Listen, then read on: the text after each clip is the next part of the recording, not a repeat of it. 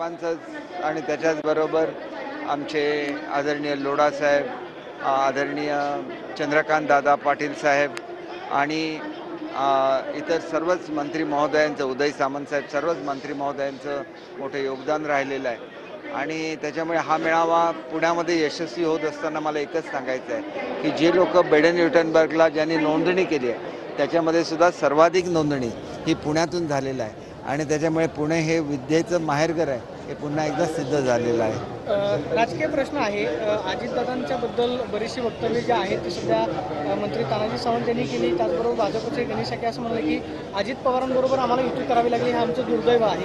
तुम्हालाही तसंच वाटतं? कारण तुमच्याच सहकारी मित्रांनी अजितदादांवरती आरोप केलेले होते आणि आता तानाजी सावंतांना मुख्यमंत्र्यांनी सुद्धा भेटायला बोलवल्याची माहिती मिळते. नक्की तथ्य काय? मुख्यमंत्री महोदयांनी बोलवलेलं असलं तर ते निश्चितपणे युतीमध्ये अशा तऱ्हेची एक महायुतीमध्ये कुठलेही वाद निर्माण होऊ नये अशीच वक्तव्य करण्यात येऊ नये आम्हाला सर्वांनाच सांगत असतात आणि आम्ही सर्वांनीच त्याचं पालन केलं पाहिजे. कारण महायुतीमुळे महाराष्ट्र शासन एका वेगाने प्रगती करते आहे.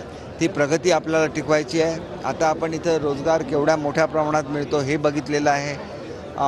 युवतींना विशेषतः माझी लाडकी बहीण योजनेतून एक आधार दिला जातो आहे.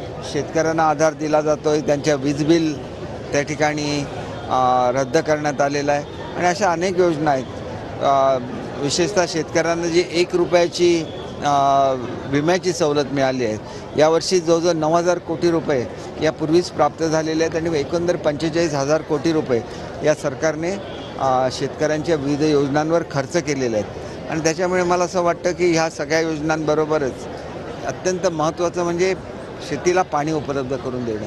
गेल्या 2 वर्षामध्ये जेवढ्या योजना पाण्याच्या संदर्भात राबवल्या गेल्या महाराष्ट्रामध्ये क्वचितच एवढा मोठ्या प्रमाणात निधी हा पाण्यासाठी उपलब्ध करून दिलेला आहे. मात्र अजित पवारांबद्दलचं तुमचं मत काय? कारण तुम्ही ज्यावेळेस शिवसेनेतून बाहेर पडला